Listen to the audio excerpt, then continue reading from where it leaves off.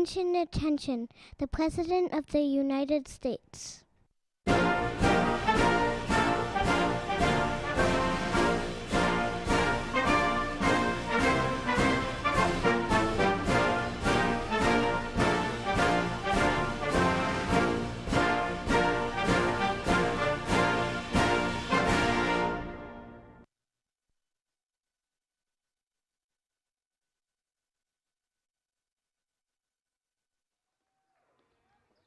I want to thank my Secret Service agents who walked me out here.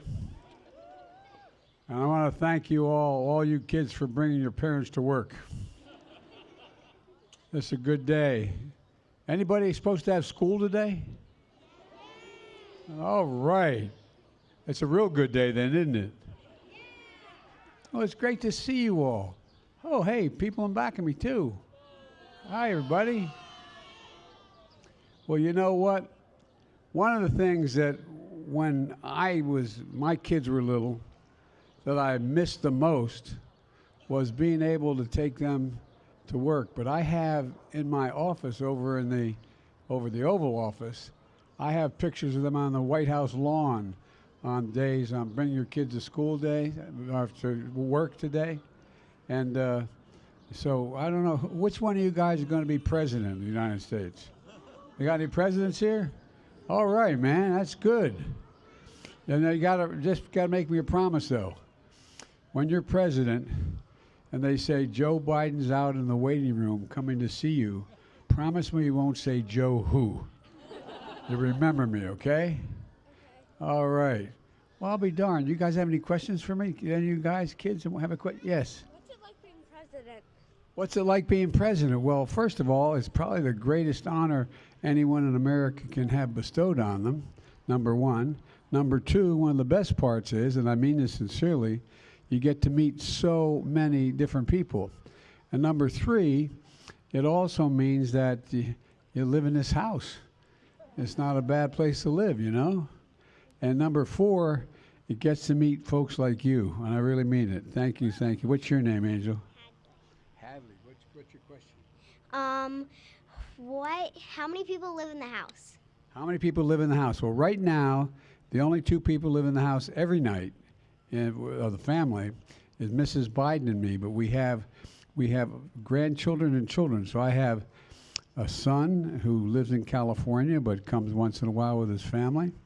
And I have a daughter who lives up in Philadelphia. She works to help women who are victims of violence, and she's a social worker. And every once in a while, she comes down with her husband. And then the best part of it all, I have 6 grandchildren, and I'm crazy about them. And I speak to them every single day. Not a joke. Matter of fact, I just got finished going through the calls, and only one of them answered the phone. But at least I got to leave a message.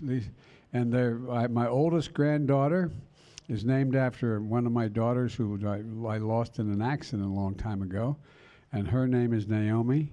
And then I have number 2, I have a daughter who works in the environmental movement, and her name is Finnegan, and named after my mom. And number 3, my granddaughter, I call her my All-American girl. She was a great little athlete, and she's about to graduate from college in about 2 weeks, and her name is, the nickname we call her is Maisie.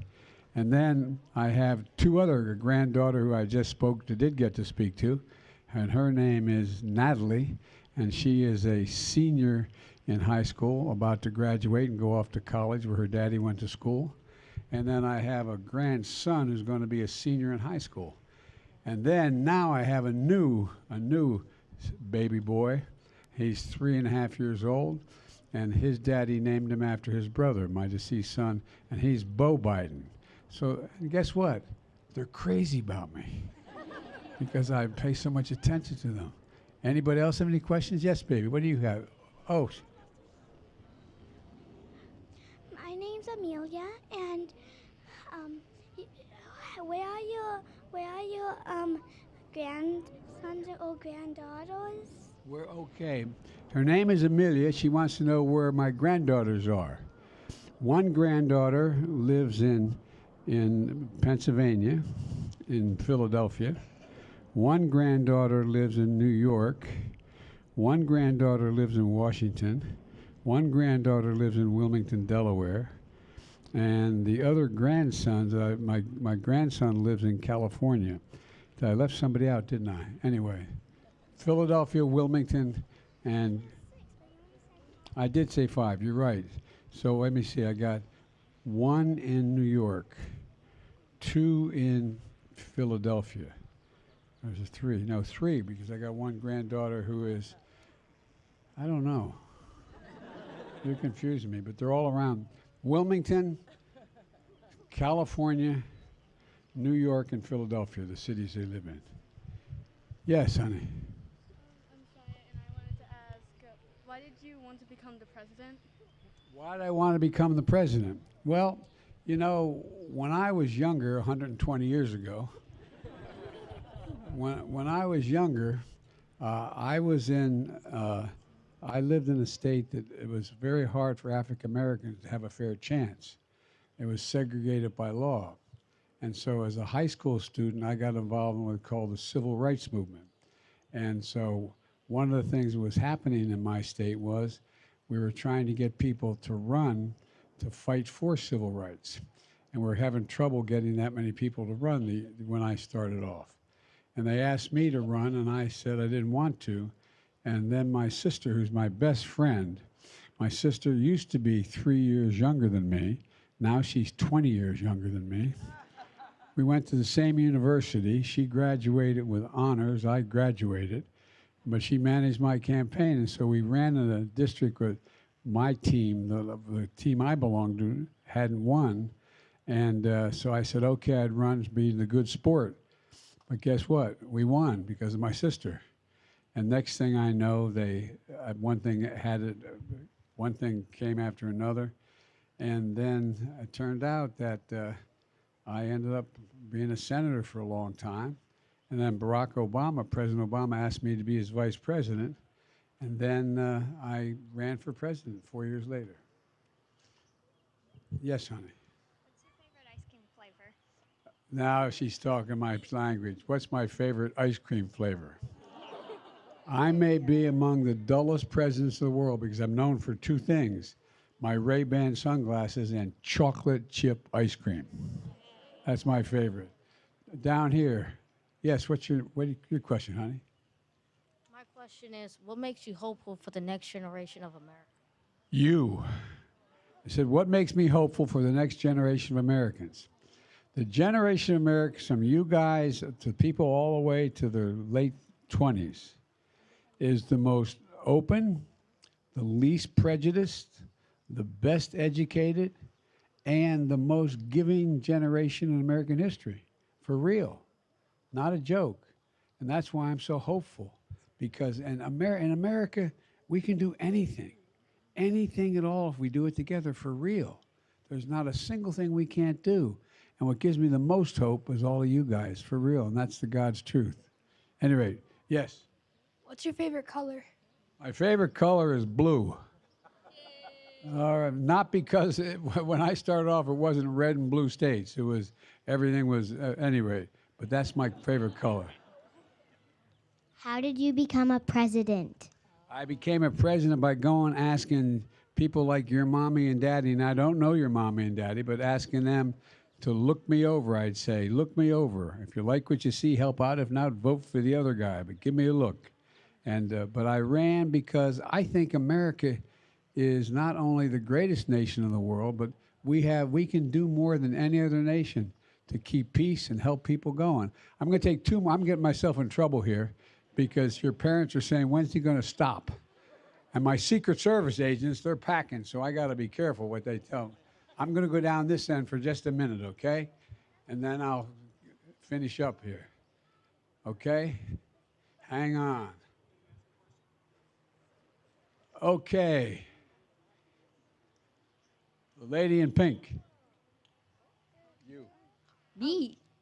Fire away. Hello. Okay. What have you eaten for breakfast? And also, can I have a fist bump? You can have a fist bump. And I had a bacon and cheese on a croissant. Thank you. I'm gonna try that. I mean, bacon, scrambled egg and cheese on a croissant. I forgot the scrambled egg. Yes, honey. Sure, you can have fist bump. You sure can. My name is Sophie. I was wondering what your biggest accomplishment so far in the White House has been.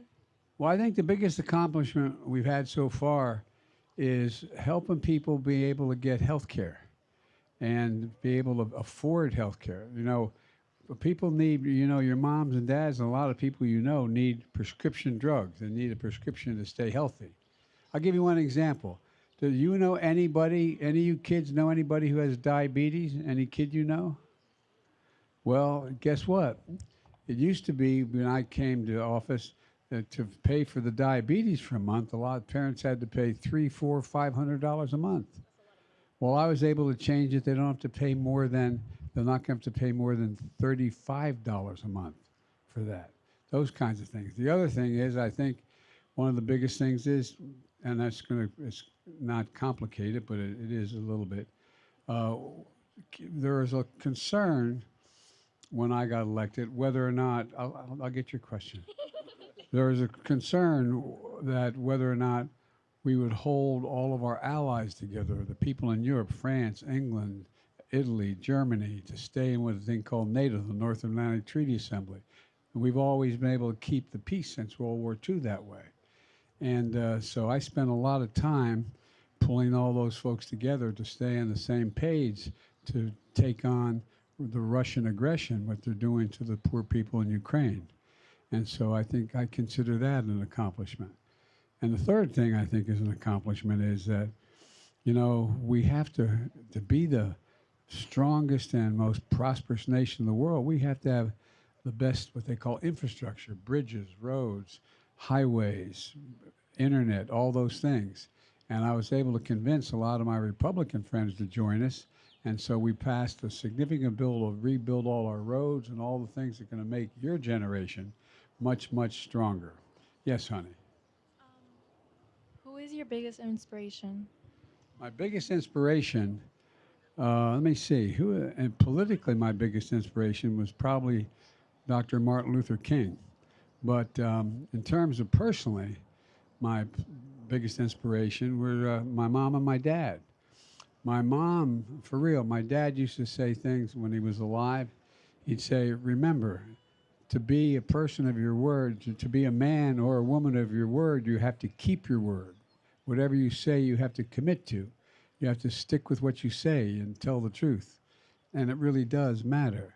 And my mom used to say, just remember, Joey, never bow, never bend, never kneel. Just get up and fight back.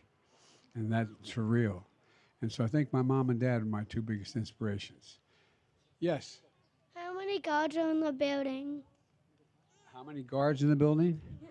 Well, other than the 4 Secret Service people over there right in front of the podium.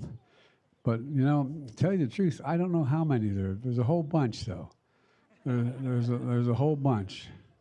I don't know, honey. There's a lot. I wish I knew the number. I don't know. Yes, baby. What's it like in the White House? Well, what's it like in the White House? Well, here, come here. You hang with me for a minute. And you don't want to go in the White House? Okay, all right. Okay. Do you watch the Stanley Cup playoffs? And if you do you have a favorite team? I did and I do. The Philadelphia Flyers. Oh, I'm rooting for the Devils. All right, that's a good thing. Can I have a fist bump? Yes. There you go. Hey, man. Can I have a selfie? And what was your favorite team in the Super Bowl final round? Well, let me grab that. What was your favorite team? Kansas City Chiefs. I got to admit, it was the other team for me. But Kansas City, pretty cool. You ready? There you go. What do I say? Whatever you want to say. You want to make a speech? Yeah. What's your name?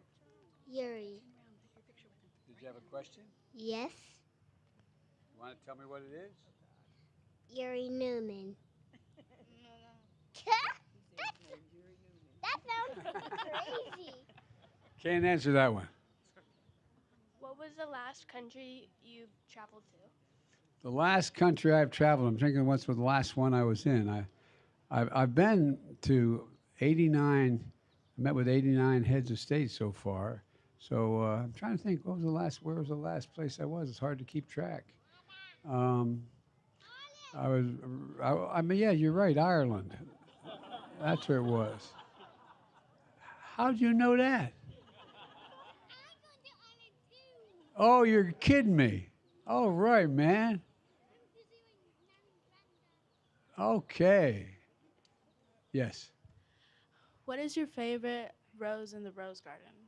My favorite rose is the white rose. And the reason that's my favorite rose is that that's the rose I always give my wife, the white rose. Folks, I'm keeping you a long, long time, and I promise I'll answer some questions back here. But let me just say your mommy and daddies are doing really important work, for real. And, in America, you're allowed to have really different points of view. You can really disagree on which direction you think that we should take the country, whether we should be spending money on this program or that program, or we should be dealing with one country or another. But in the past, we've always, at the end of the day, come together. We've always come together. And so the most important thing to remember is that, America is the most unusual country in the world. And for you little kids, unique, meaning there's not any other country like it. Most countries become countries because they are all the same religion, or they're all the same ethnicity, or they all have the same backgrounds. They're all very similar. But America is the only country that was built on an idea. And no matter how young you are, I hope you remember the idea. And that is that we're based not on where we live, not the geography. We're based on this idea. And this is true. It says, we hold these truths to be self-evident, that all men and women are created equal, endowed by their Creator, endowed by God, with certain inalienable rights, meaning rights that they have just because they're born. And those rights are life, to have a good life, liberty, and the pursuit of happiness. No other country is based on that idea. No other country in the world. That's what makes us so special. And that's what makes us the envy of the world. And I tell you, your moms and dads, both in the press as well as in government, they allow us to be able to make it work. We've never completely reached our goal, but we've never walked away from it. So remember, in America, you should be able to do anything. You can accomplish anything. And there's an awful lot of people who have become very, very, very consequential and done incredible things for America because we afford them access to an education. We afford them access to be able to do neat things. So thank you, thank you, thank you. I can see everybody's going, slow it up, Biden. We better get back to work. But thank you, thank you, thank you. I wish I could take more of your questions, but I'm going to say hi back here. Thank you. Thank you, thank you, thank you. Appreciate it. Hey, guys, I didn't ask you guys asked me any questions. What do you...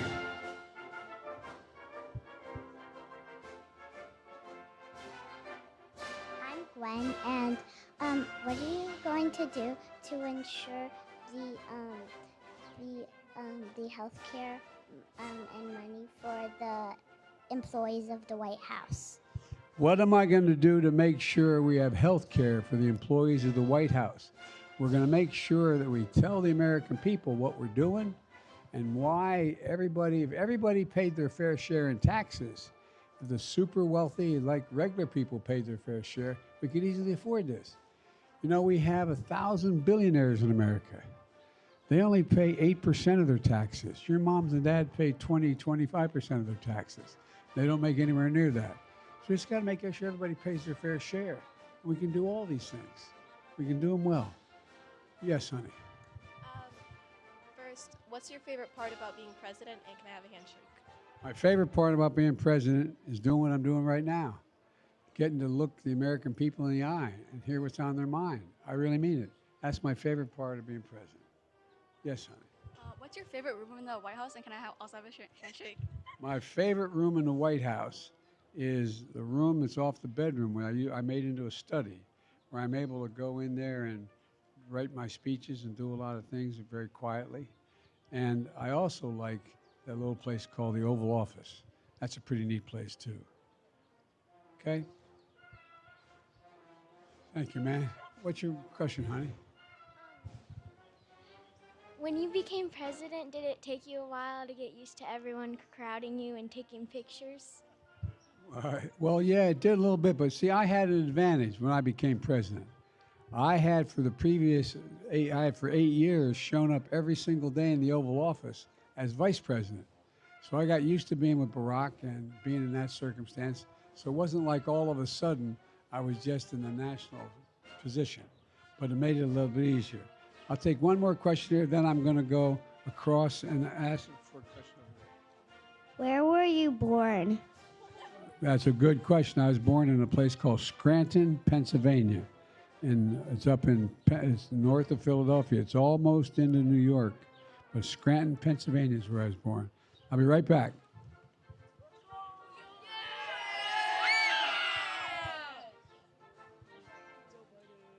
What do you do on a daily basis? What do I do on a daily basis? Well, without getting into the whole, every morning I have a meeting with what they call the National Security Count, the people who collect all the information overnight, the secrets around the world, and fill me in on what they know is happening and not happening.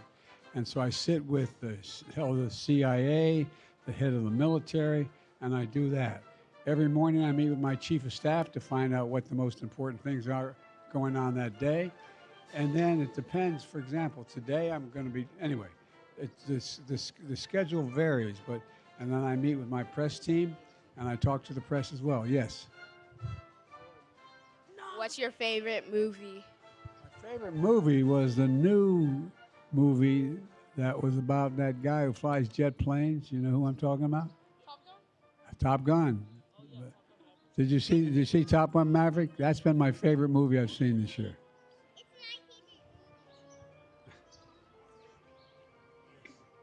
Can I please have a fist bump? Mr. President, I heard you have to get back to the Oval Office. What was that? Oh. Hi, how are you? Hi. What'd you say? I didn't hear you. I said you have to get back to the. I heard you had to get back to the Oval Office. And by the way, the one thing I thought when I got to be president, I'd get to give orders. But I take more orders than I ever did, and you're right, babe. What's your name? Kathleen.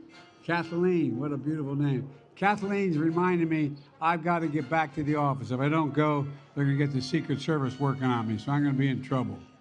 Well, thank you all for taking the time. I appreciate it. Thank you. Thank you, thank you, thank you.